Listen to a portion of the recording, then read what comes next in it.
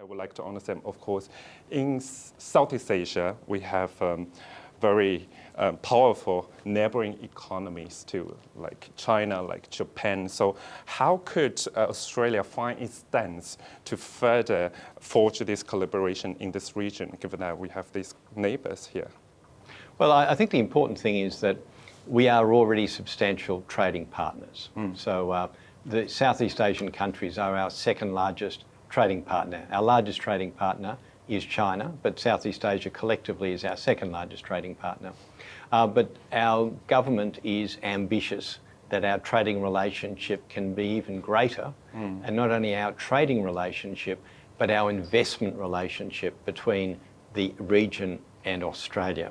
So we would like to see the level of investment that Australia has in the region to reflect the importance the region has to Australia. What is your strategy in Southeast Asia? Because sometimes the complexity in Southeast Asia really matters, because different countries have different cultures, different rules there. So what's the strategy to head into different markets? Of course, sometimes you have the strategy in Thailand.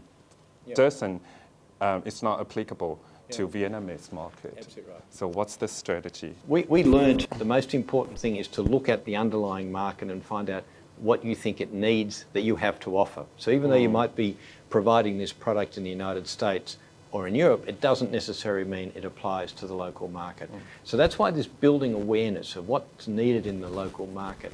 So when we met with Thai government officials today, as we have in previous meetings we always start with what would you like? What are the sectors of the economy that you're focusing on today, and how can we actually work with those? So obviously things like agriculture we talked about, digital we talked about, energy transition we talked about, vocational training and skills we've talked about. In terms of the sectors, the four that Nicholas identified in this report are actually very aligned with, again, those that the Thai government talks with us about. So energy transition, green economy, skills and education. So a big focus on how does Thailand upskill for an increasing focus on AI, robotics, digitisation. Obviously, it's a super saturated market in that sense already, Thailand. So where is there some other skills that we can contribute to that, particularly as how that could help transform manufacturing. And some of our businesses that are already operating in the Eastern Economic Corridor have a lot of the skills in-house that they're upskilling Thais who are working with them, and finding that really adds to their capability.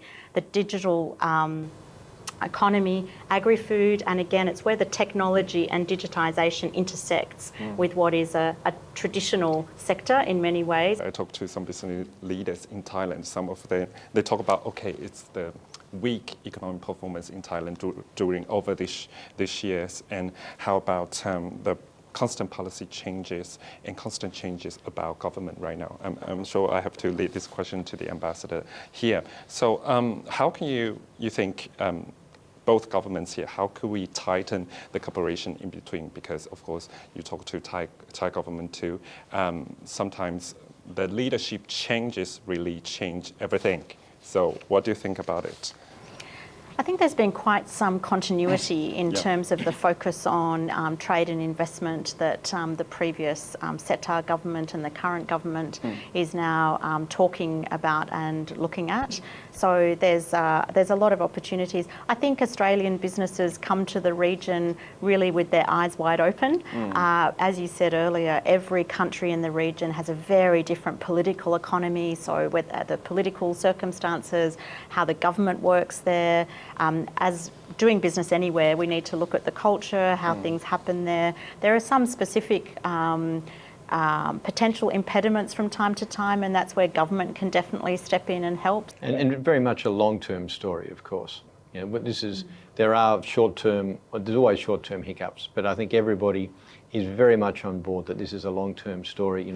The strategy was, the Prime Minister set for us, was out to 2040. So the whole focus is, okay, where are we going to be as a neighbourhood? Where are we going to be as Australia and Thailand and the rest of the region in 2040? And we think it's going to be a very good picture. It's going to be a very rosy picture in terms of how the region grows and develops and how Australia grows and develops as well.